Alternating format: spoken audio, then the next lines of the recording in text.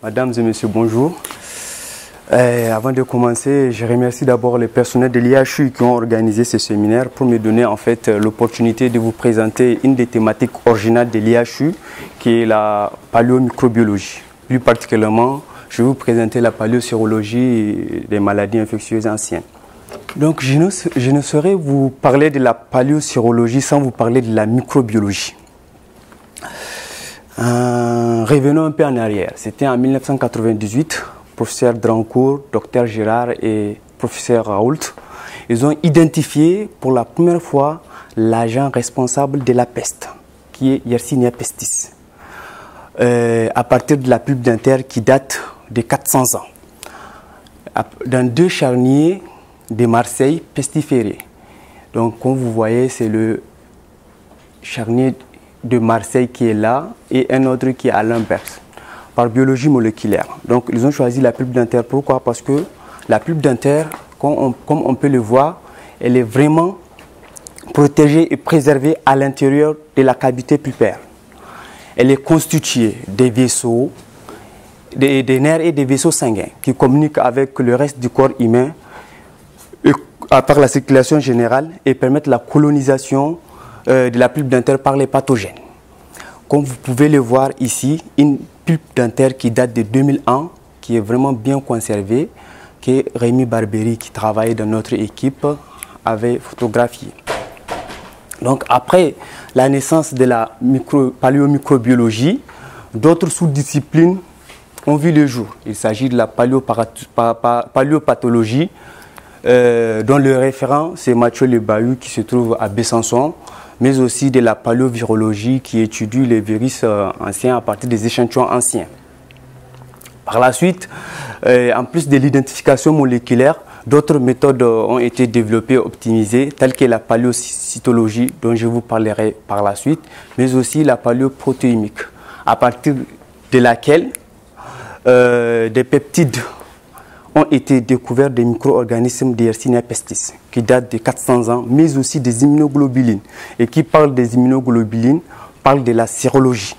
Donc c'est là d'où vient l'idée de paléosérologie qui permet en fait de détecter des anticorps anciens contre des pathogènes de la population du passé. Donc par la suite, il y a d'autres approches complémentaires, comme je l'ai bien de le dire, comme la paléoprotéique et la paléocytologie qui ont été optimisées.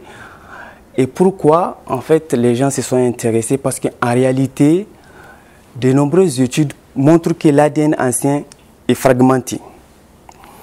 Et la représentation des épidémies passées, en réalité, ils sont plus reposés principalement sur l'identification de l'ADN ancien. Et cet ADN ancien peut toutefois être une approche limitée du fait que en fait, l'inhibiteur ou bien l'ADN altéré empêche l'amplification de l'ADN ciblé du pathogène.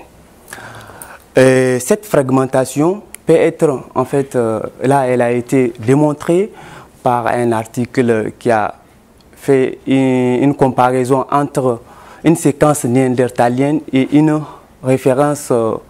séquence de référence de l'humain qui montre une surprésentation des bases purines au niveau des extrémités de la séquence. En plus de ça, la demi-vie de l'ADN mitochondrial à partir des os anciens qui datent des millénaires a été prouvée en fait de 242 paires de bases et environ de 500 ans. Et aussi les rares études qu'on peut retrouver en fait sur l'ARN ancien sont dues à partir des échantillons dont la conservation était conditionnée, soit sont congelés ou bien sont fixés avec du formol ou bien de paraffine. Comme le cas du virus de la grippe A, à partir des tissus qui ont été congelés, mais aussi le séquençage en fait du génome de la rougeole qui a été fait à partir des tissus pulmonaires qui ont été fixés au formol. Du coup, là, je vais vous parler un peu d'une autre approche complémentaire qui est en fait la paléocytologie, qui permettra vraiment de détecter en fait les cellules, plutôt d'études des cellules à partir des échantillons anciens. Comme je l'ai déjà dit dans ma première diapo, l'ADN ancien en fait contient des vaisseaux. Donc nous, on essaye maintenant de prouver l'hypothèse que en fait, au moment de la mort de l'individu, il y a une goutte de sang qui est piégée à l'intérieur de la pulpe dentaire. Et comme vous pouvez le voir, là, on a vraiment des images.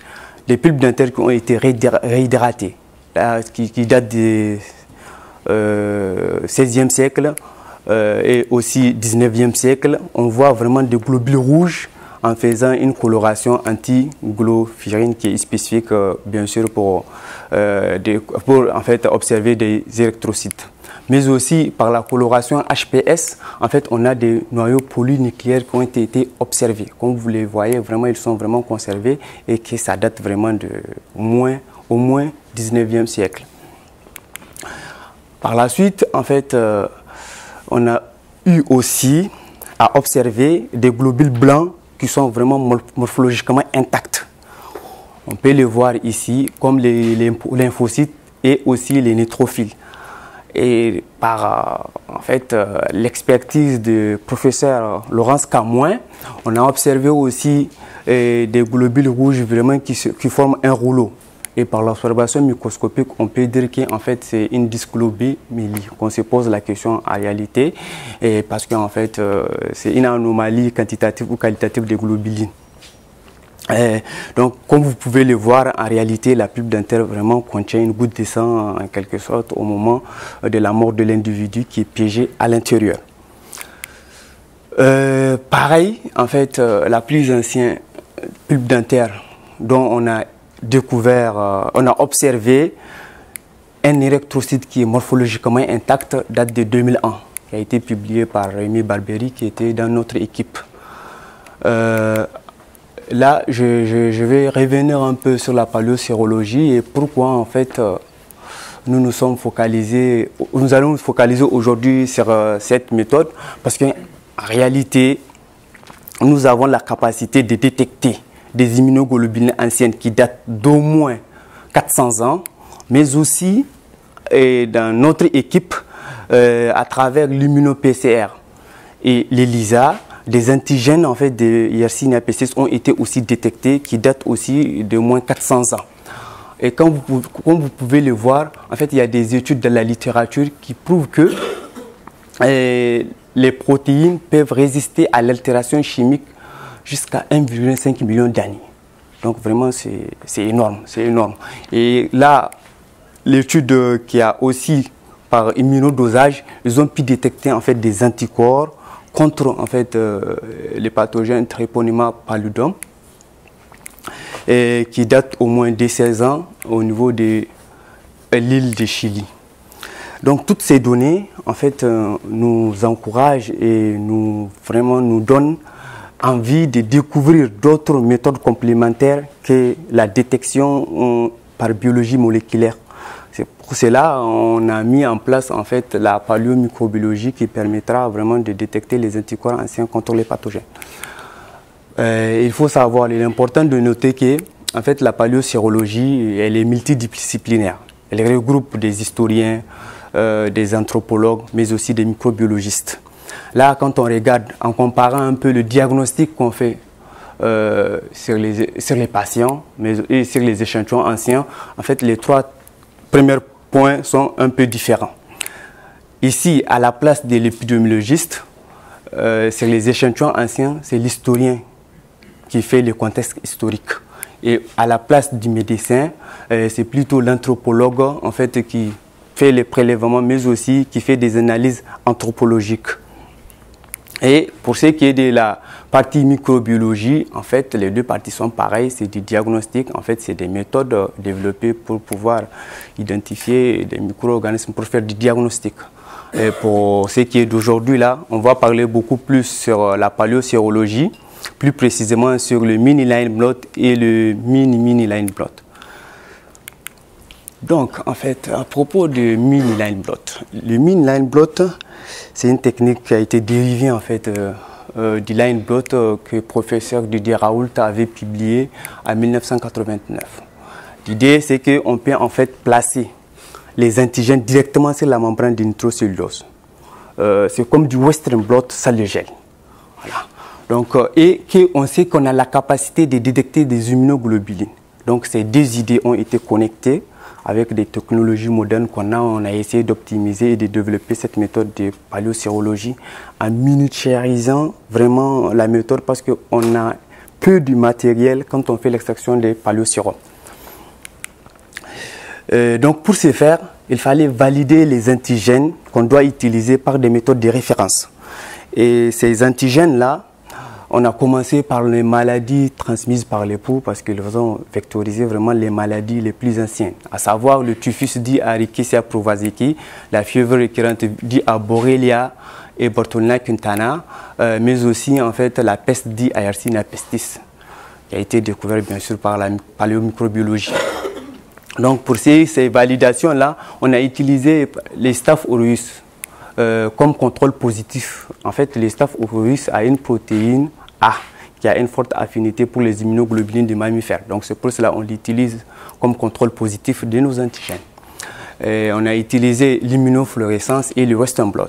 Donc les mêmes antigènes et sérums qui ont été utilisés et validés nous ont servi en fait pour pouvoir mettre au point la technique mini-line blot. Donc pour ce faire, en fait, on prend une membrane de nitrocellulose et grâce à une plume et une règle, il faut placer délicatement l'antigène sur la membrane. Puis après, il faut bloquer ces lignes antigéniques avec un tampon de saturation. Une incubation d'1 heure est nécessaire. Et ces membranes-là, la membrane, on la laisse sécher, on la découpe, puis on la laisse, on la place dans des puits, par exemple une plaque à 8 puits que vous voyez ici. Donc en fonction du sérum qu'on veut observer, et chaque puits correspond au sérum qu'on veut tester. Après lavage et incubation, bien sûr, un anticorps secondaire, soit IgA, IgG, IgM, qui est couplé à la péroxydase, a été incubé avec l'anticorps primaire. Par la suite, on révèle avec un système d'imagerie chimie luminescent et on interprète aussi avec un logiciel que vous allez voir par la suite. Donc, si on revient un peu sur nos méthodes de référence, on peut voir que nos sérums qu'on a testés pour valider nos antigènes, ils sont positifs à une dilution de 1/50 à 1 sur 400. Les contrôles négatifs sont bien restés négatifs. Et aussi, on voit le profil de migration de Yersinia pestis qu'on a utilisé par la technique de western blot.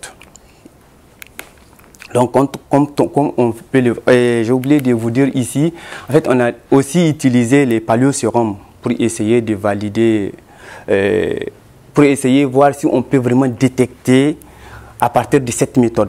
Mais malheureusement, on n'a pas pu détecter, peut-être dû à la sensibilité. Donc du coup, on a pris les mêmes antigènes, les mêmes sérums, et on les a dilués cette fois-ci à 1 millième, ce qui est énorme, c'est-à-dire 2 fois plus par rapport à l'immunofluorescence. Là, comme vous pouvez le voir, les antigènes de Bortholina quintana, Borrelia et tous les antigènes ont vraiment été positifs avec les Staph aureus qui sortent toujours positifs, qui est notre contrôle positif, les laits écrémés qui sortent toujours négatifs et les sérums qui sont négatifs, ils sont restés négatifs. Donc, après avoir validé cette nouvelle technique, nous avons essayé de l'appliquer sur des échantillons anciens. Ces échantillons anciens, on s'est concentré sur 2 charniers. Le premier charnier, c'était un soldat de 7. Le premier charnier, c'était des soldats de nombre de 7 qui sont à Auxi-le-Château. Et les deuxièmes, ce sont des cimetières civils de 14, un cimetière de 14 civils, pardon. Puis après, la pulpe dentaire a été récupérée. Par la suite, une moitié a été utilisée pour l'extraction des paléosérums et la deuxième moitié pour l'extraction de l'ADN destiné à faire la qPCR. Pour ce qui est de l'extraction de paléosérum, en fait, ce protocole dérive du protocole de paléoprotéimique. L'idée, c'est qu'on réhydrate la pulpe dentaire avec de l'EDTA et puis après plusieurs incubations, sonications, on récupère une première fraction qui est la fraction EDTA, ensuite une deuxième fraction qui est la fraction ambic, et ces deux fractions ont été poulées, puis dialysées et lyophilisées. Parce qu'on lyophilise vraiment pour concentrer le plus possible. On ajoute à peu près 30 microlitres pour pouvoir faire nos manips par la suite. Et comme vous pouvez l'observer là, on a les résultats en fait de notre première manip qu'on avait appliquée sur la paléosérologie. Là, on a vraiment 7 sur 7 des soldats dont la cause de leur mort était inconnue. Parce que c'est des soldats, c'est un charnier qui sont enterrés ensemble, mais la cause était inconnue parce qu'il n'y a pas de blessure, de balles, il n'y a rien. Et ça, c'est un cimetière civil qu'on a pris 14 dents, qu'on a coupé, qu'on a analysé et qu'on peut voir ici vraiment que ces 7 soldats ont tous des anticorps qui réagissent contre Borrelia recurrentus. Et un de ces soldats, il était positif aussi à Borto Quintana. Mais aucun des civils n'était positif à Borrelia recurrentus. Et il faut bien noter que la PCR était négative. Elle était négative, c'est pas vraiment bon, la première fois, c'est le deuxième papier comme ça qui prouve que on peut trouver en fait, même si le microbe existe dans les échantillons, c'est possible de ne pas vraiment amplifier par PCR l'ADN du microbe. Comme le papier l'indique, là, un papier du 15e siècle qui a séquencé un génome de Borrelia recurrentus, mais les PCR étaient tous négatifs. Peut-être c'est dû à l'altération de l'ADN, mais quand même c'est un mystère, c'est négatif, c'est négatif. Et comme on peut voir que en fait, la PCR, la paléosérologie, c'est une méthode vraiment complémentaire qui permet vraiment de démasquer des épidémies que l'identification moléculaire n'arrive pas à identifier. Et ensuite, on s'est intéressé par le coronavirus, parce que pendant ma thèse, c'était pendant le Covid. Donc, nous aussi, on s'est intéressé pour voir si on peut trouver un coronavirus ancien. Quand on remonte un peu à l'histoire, l'histoire des coronavirus, en fait, remonte depuis 1960, où les premiers coronavirus, qui sont les B814-229 et OC série, ont été détectés dans des échantillons de voies respiratoires des adultes, des patients adultes souffrant de rhume. Ils ont utilisé des cultures en fait des cellulaires des trachéos. Et puis après, par la suite, il y a eu au moins deux épidémies qui ont été confirmées. Celle qui a dévisité en Chine, qui est SARS-CoV-2 entre 2002 et 2003, et aussi la MERS-CoV qui a été au niveau du Moyen-Orient entre 2020 et 2012. Et par la suite, comme tout le monde l'a vécu, c'est la pandémie du Covid-19 qui a au moins fait 6,5 millions de morts en octobre 2022. Et quand on regarde toutes ces épidémies ont survenu alors qu'en fait les coronavirus ont été connus depuis longtemps comme des cas isolés ou bien des épidémies, des rhumes ou bien des maladies de voies respiratoires. Donc finalement, nous aussi, on est parti à la quête d'un coronavirus ancien. Et pour ce faire, on a pris une série de collections des échantillons dans plusieurs sites, que ce soit à Besançon, on a utilisé 3 sites, à Vienne et à Baume-le-Monsieur. Et on a fait ELISA, parce qu'en fait, comme le mini-line blot, c'est un peu beaucoup plus... Ça prend plus de temps, vraiment c'est délicat. On a pris ELISA pour faire un screening de façon rapide. Et à travers le screening ELISA qu'on a fait, tous ces échantillons-là se sont révélés négatifs. Juste au niveau du charnier, et au niveau du site Baume-le-Monsieur, sur les 12 individus, on a trouvé des résultats douteux. Et ces échantillons-là, on les a pris maintenant pour faire la paléosérologie, mais aussi la paléoprotémique là-dessus. Là, vous voyez une vue en fait de Baume-le-Monsieur. Et là, c'est une vue vraiment du cloître de Baume-le-Monsieur. Les matériels archéologiques, là, c'est la localisation vraiment du site. Ces 12 individus, comment ils sont enterrés sur le site. Et on a pris en fait 2 des échantillons, on l'a envoyé pour faire la datation. Et cette datation révèle qu'ils sont du XVIe siècle. Ensuite, comme c'était au moment de Covid, il fallait bien prendre nos précautions pour ne pas faire de contamination. Déjà, les échantillons, ils ont été en fait coupés par un étudiant depuis 2018 et il les avait stockés dans l'armoire qui se trouve ici. Et là où on fait en fait les Covid, comment ça s'appelle, les tests Covid, c'était ces laboratoires qui sont colorés en rouge. Et nous avons fait l'extraction de nos paléosérums, comme vous le voyez, au niveau de labo 117. Et aussi le mini-line blot a été fait en protéimique et aussi le dosage ainsi et autres. Ces échantillons-là aussi en parallèle, ils ont été envoyés à Morcoul pour pouvoir faire l'analyse paléoprotéimique.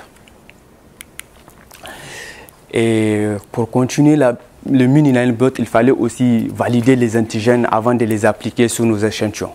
Donc on a pris en fait les antigènes de SARS-CoV-2, des OC229 et OC43 disponibles qui sont à l'IHU.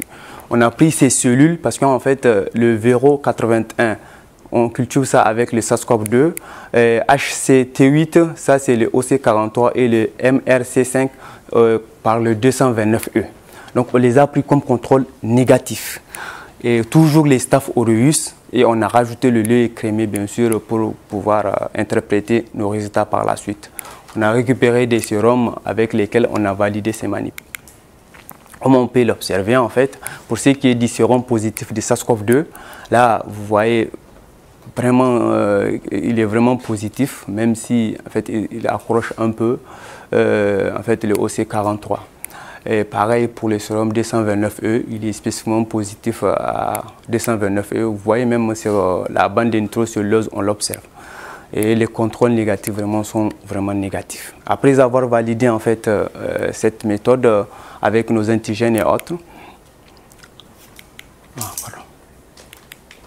nous les avons appliqués avec les 12 échantillons, des 12 individus de Besançon. Donc deux de ces échantillons étaient positifs. Comme on peut les voir, ils réagissent contre les SARS-CoV-2, HCOV229E ou OC43. Les contrôles négatifs sont restés négatifs pour cet échantillon-là. Par contre, là, il y avait un contrôle qui était sorti positif de HT8. Ces réactions croisées, en réalité, peuvent être soutenues par l'antigénicité de la région conservée de la nucléose capside.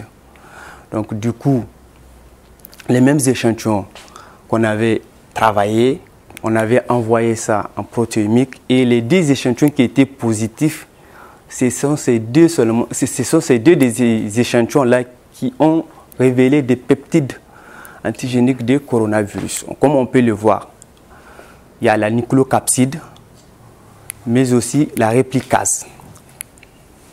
Donc, qui cause, parce qu'il y a des nucléocapsides en fait entre les chauves-souris et les humains, mais au niveau de la réplicase, on a les cochons et les chiens. En quelque sorte, ce que je viens de vous montrer, c'est des coronavirus, mais on n'a pas pu identifier l'espèce exacte du coronavirus. Tout ce qu'on peut dire ici, c'est que notre étude a permis de trouver un ancien coronavirus qui date d'au moins 500 ans. Et que ça permettra vraiment aux d'autres de pouvoir retracer l'ancienneté et la dynamique des coronavirus en faisant d'autres méthodes complémentaires ou en continuant à faire la paléoprotémique ou la paléosérologie. Par la suite, nous avons aussi utilisé la paléosérologie pour répondre à un papier dans lequel ils ont mis une évidence clinique des tests médicaux dans lesquels les victimes, les symptômes ont été évoqués comme ceux qui ressemblent au coronavirus, c'est-à-dire la perte de l'odorat, le goût. Et nous, on a pris les échantillons en fait, des spins courts. Quand on regarde à la date de l'ère, ils sont morts, c'est vrai, en 1914, les soldats de 1914, mais quand on regarde à leur date de naissance par rapport à ça, ils sont nés entre 1864 et 1899. Donc on considère qu'ils ont été probablement exposés à la grippe russe. Ces échantillons sont au nombre de 10. Et puis après, quand on peut l'observer, en fait, tout est positif. En réalité, il y a des anticorps qui réagissent contre les SARS-CoV-2, les HCOV-229E et les HCOV-OC43. Mais au niveau du vaccin de la grippe, quand on regarde vraiment, il ne sortait pas. Donc vraiment, c'est des résultats très préliminaires, mais quand même, ça soutient l'hypothèse qui a été mise en évidence concernant les recherches, l'étude rétrospective sur les tests médicaux. Ensuite, nous nous sommes intéressés aussi aux tartes dentaires. Pourquoi les tartes dentaires? Parce que là, quand on regarde cette étude, ils ont vraiment, en utilisant les protéomes, ils ont pu comparer les tartes anciennes qui datent des millénaires par rapport aux tartes modernes. Et comme on peut l'observer, en réalité, on peut avoir vraiment des immunoglobulines comme le IgA et le IgG. Donc on s'est dit pourquoi pas, on va essayer aussi de les identifier, voir en réalité ce que ça donne. Et donc on est parti à partir des soldats de Napoléon, dans lesquels il y a eu 10 individus qui ont été sélectionnés. Les tartes a été prélevé, bien sûr après l'extraction de paléosérum, et le line blot a été appliqué et en parallèle le geste blot aussi a été fait. Donc comme on peut l'observer ici, nous avons vraiment des échantillons qui étaient positifs, c'est-à-dire qui réagissent contre les SARS-CoV-2 et le OC43. C'est des échantillons, ils ont été passés en geste blot et on peut l'observer aussi, il y a les bandes qui sortent qui correspondent vraiment à la nucléocapside. Donc voilà, on peut dire qu'en fait les tartes peuvent être utilisées comme échantillon pour pouvoir trouver et pour pouvoir chercher les immunoglobulines immunoréactifs anciens. Ensuite, nous nous sommes intéressés à la syphilis, la trépanomatose. Donc du coup, les maladies, les infections trépanomiques, à savoir le pian, le bégel, mais aussi la syphilis, constituent une menace récurrente pour la santé humaine. Ces infections, en fait, sont à 3 stades concernant la syphilis. Le stade primaire,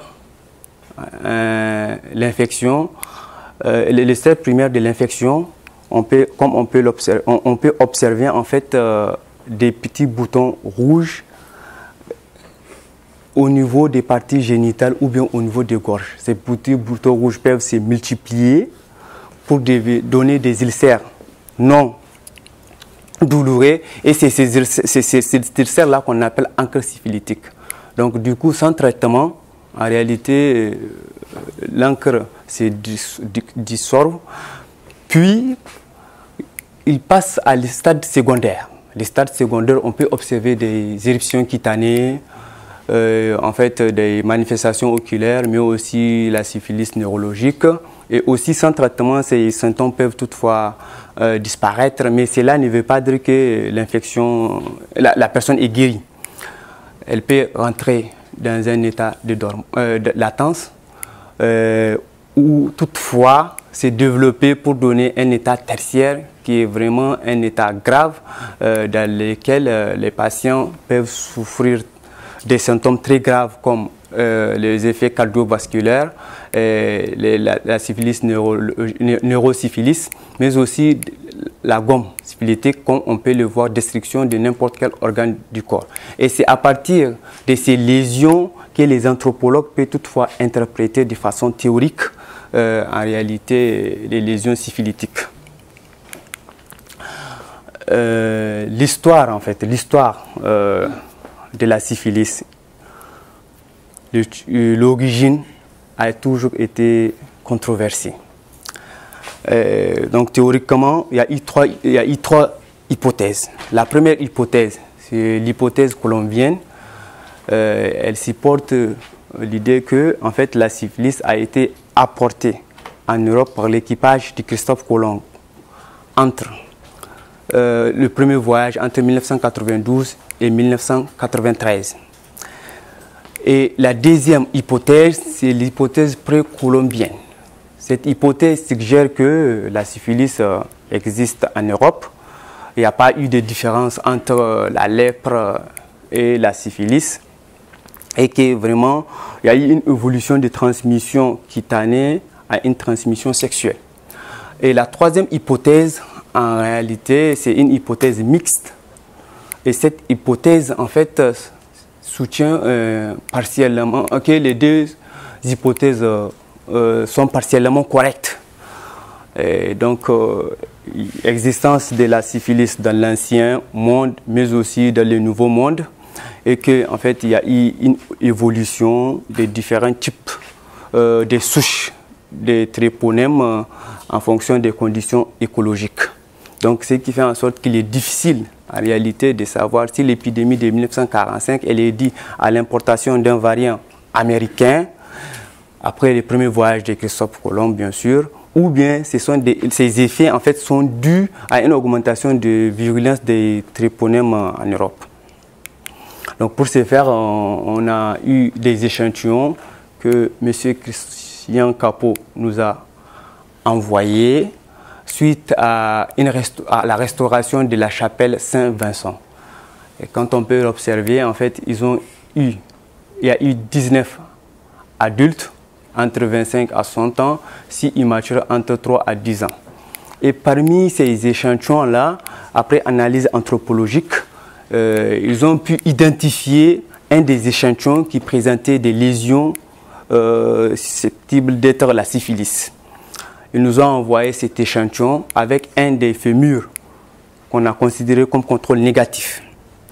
On a fait en fait la détermination du sexe en faisant une PCR multiplex allogène, des gènes allogènes. Et puis on a découvert que en fait le fémur de l'individu suspecté de syphilis est un homme et celui qu'on nous a envoyé comme contrôle négatif, c'est une femme. Et ensuite, on a appliqué ce qu'on sait faire, le mini line blot, mais cette fois-ci, c'est le mini line blot. En fait, il y a un mini de plus. Après, on a fait la paléo-immunohistochimie en parallèle et la métagénomique. Donc, ces mini line blot dont je vous parle, en réalité, c'est le Western blot qu'on utilise au diagnostic en bas. La première des choses que j'avais fait, c'était de tester, voir est-ce que vraiment ça a marché. J'ai pris mes paléosérums, j'ai lancé comme ce qu'ils font au diagnostic, mais ça n'a pas vraiment marché. Donc j'ai dit, il faut essayer de miniaturiser vraiment cette méthode, sinon on ne va jamais y arriver, parce qu'on a vraiment peu de matériel paléosérum. Donc j'ai pris en fait les bandelettes qui sont à l'intérieur. J'ai pris un résultat positif en fait de ces bandelettes là, puis qui est là.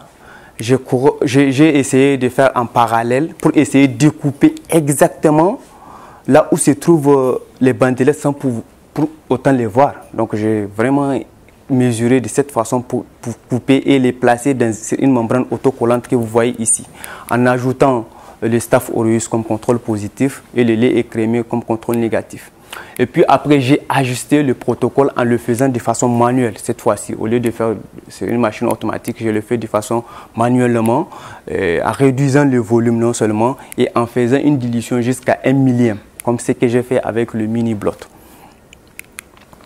Donc comme vous pouvez l'observer avec un sérum positif, ça a très bien marché. Toutes les bandes étaient positives, que ce soit un IgM ou IgG. Puis j'ai appliqué la même chose sur nos échantillons qu'on nous a envoyés. Dans l'individu suspecté de syphilis, on peut observer. Ils sont là, il y a au moins 2 bandes de cesse. Il y a une bande là, il y a une autre là, et il y a une qui n'est pas trop visible qui est là. Et avec le contrôle positif qui est positif. Par contre, l'échantillon individu négatif, il est vraiment négatif avec les staffs qui sortent, disant que vraiment il y a des paléosérums, mais juste ça ne réagit pas contre le tréponema pallidum. Donc, ces données ont été renforcées par la paléoimmunohistochimie, comme vous pouvez le voir. L'individu qui était positif, il est positif contre le tréponema pallidum. Là, qui sont là où on trouve la fluorescence en rouge, et l'individu négatif est resté vraiment négatif. Et puis après, la métagénomique, on a comparé, on a trouvé au moins 25 millirides qui sont vraiment des tréponema pallidum. Et puis ensuite, il y a au moins 75 rides qui sont vraiment spécifiques à tréponema pallidum complexe. Parce qu'on n'a pas pu, avec l'analyse phylogénique, on n'a pas pu vraiment savoir exactement sur lequel des tréponèmes. Voilà. Donc du coup, comme on peut le voir, nous avons fait un pont de 7 siècles par rapport aux études qui ont été précédemment publiées. Et comme on peut l'observer, que ce soit en Amérique ou bien en Europe, vraiment des études ont été faites sur tréponema pallidum. Donc il faut vraiment sortir de l'idée que en fait, la syphilis est née dans un endroit ou dans une population donnée. Il faut plutôt dire que, en fait, comme c'est indiqué dans certains livres, il faut plutôt dire que en fait, la syphilis, elle se trouve un peu partout dans le monde. Et qu'il y a eu un mélange de souches. C'est ce qu'on a vu comme avec le Covid-19. En réalité, il y a eu un clone qui remplace l'autre. Voilà. Et par la suite, là, actuellement, on a eu en fait des échantillons que Olivier Dutour nous a confiés, qui semblent être de la syphilis congénitale. Parce qu'en fait, ils ont trouvé des échantillons, en fait, ils ont trouvé le fœtus à l'intérieur, au moment où ils faisaient leur fouille, ils ont trouvé le fœtus à l'intérieur du ventre de la maman, et puis après, ils ont trouvé des lésions qui ressemblent à ceux d'une syphilis. Et là, actuellement, il y a un master 2 que je co-encadre avec le professeur Drancourt qui travaille là-dessus. On fera de la paléoprotémique, la paléosérologie bien sûr, et aussi la métagénomique. Donc, ce qu'il y a à retenir, en réalité, la paléosérologie, elle a permis de démasquer une épidémie de fièvre récurrente que la PCR a manqué.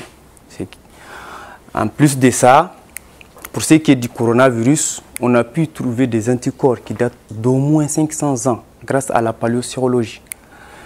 Et aussi, on a renforcé l'hypothèse selon laquelle on a renforcé de façon très préliminaire, mais quand même on a renforcé l'idée selon laquelle les tests historiques disaient que la grippe russe pourrait être en fait due aussi à coronavirus. Et aussi il faut utiliser bien sûr les tartes dentaires pour pouvoir chercher des réponses immunitaires immunoréactives anciens. Donc comme là, on a fait, comme je viens de le dire tout à l'heure, on a vraiment fait un pont de 7 siècles et que vraiment la syphilis, le tréponème pallidum existait en Europe depuis le 7e siècle. Du coup, quand on regarde de façon générale, la paléosérologie offre vraiment, c'est comme une méthode complémentaire à la biologie moléculaire. Ça ne remplace pas la biologie moléculaire, mais c'est une méthode complémentaire parce qu'il y a des identifications moléculaires qu'on ne peut pas observer en faisant l'amplification de l'ADN. Donc pour ce qui est de l'évidence de la paléosérologie, On peut dire que en fait, les preuves de la réponse immune contre un microbe, c'est-à-dire l'élément de preuve, c'est que le microbe est vraiment pathogène chez l'individu, même si c'est là, il y a des exceptions comme Trichomonas wiplii, on trouve des anticorps chez ceux qui sont sains, mais peu d'anticorps des fois sur ceux qui sont malades. Il y a aussi des preuves d'exposition des pathogènes, que ce soit individuel ou bien dans la population. Il y a aussi une évidence de diagnostic pour ce qui est de l'exposition récente, que ça est les JGA, mais aussi les JGM. Et les limites, comme toute méthode, il y a des limites en réalité. La première limite qu'on a, c'est en fait les techniques, c'est plutôt le matériel. On n'a vraiment pas assez de matériel, ce qui nous oblige à chercher des méthodes beaucoup plus sensibles. Et aussi, il peut y avoir des modifications millénaires antigéniques. C'est-à-dire l'antigène qu'on utilise actuellement, c'est des antigènes modernes. Donc c'est possible qu'il y a ces modifications-là qui nous permettent en fait vraiment d'observer d'autres anticorps, des anticorps qui réagissent contre d'autres pathogènes. Et aussi, on retrouve que c'est ce qu'on cherche. Parce qu'en réalité, on prend un pathogène, on s'y pose, ou bien d'après les contextes historiques, on prend ça et on fait en fonction de ça. Donc, on ne trouve pas de nouveaux microbes, mais on retrouve que c'est ce qu'on cherche. Du coup, pour compenser en fait ces deux points, c'est-à-dire modification antigénique et on retrouve ce qu'on cherche, on se dit qu'on va se concentrer dans les perspectives sur la paléo-immunohistochimie. L'idée c'est quoi? En fait, c'est de prendre l'échantillon, le réhydrater. On va faire une cytospine, puis après, sur cet échantillon-là, on va prendre le sérum de l'échantillon qu'on va prendre comme anticorps primaire. Les deux contrôles, c'est-à-dire on prend un autre échantillon d'un autre individu pour le prendre comme contrôle, ainsi que les témoins d'extraction qu'on va utiliser. Après, bien sûr, on va essayer de prendre des fluorochromes qui vont nous permettre de faire la révélation.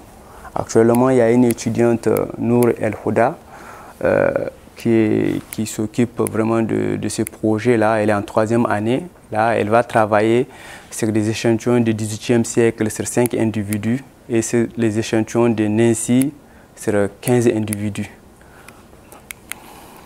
Et aussi, la paléosurologie, en réalité, elle peut aussi faire des diagnostics des maladies qui ne sont pas non infectieuses. Comme le cas, en fait, des maladies auto-immunes. On peut le voir, les rhumatoïdes, arthritis, le lupus, etc. Mais aussi, elle peut aussi mesurer la prévalence de ces maladies inflammatoires dans la population du passé, bien sûr. Bon, je ne saurais finir en fait cette présentation sans remercier mon mentor qui était mon directeur de thèse, avec qui je continue toujours à apprendre, le professeur Michel Drancourt, et mon co-encadrant de thèse qui est Gérard Aboudaram, que je continue toujours à travailler avec lui, mais aussi le professeur Elodie Terrer qui est dans notre équipe, avec qui j'ai eu à travailler dans pas mal de projets. Je remercie aussi les anthropologues qui nous fournissent des échantillons. Sans eux, vraiment, on ne peut pas avancer en réalité, parce que s'ils ne nous envoient pas des échantillons, c'est qu'on ne peut rien faire. Et en plus, les doctorants qui ont passé dans notre équipe, qui ont vraiment aidé à l'avancée des recherches en paléomicrobiologie, que ce soit Rémi, Anne, Mahmoud et aussi Nour qui est là actuellement. Merci à tous aussi d'être présents là pendant ce séminaire. Merci pour votre attention.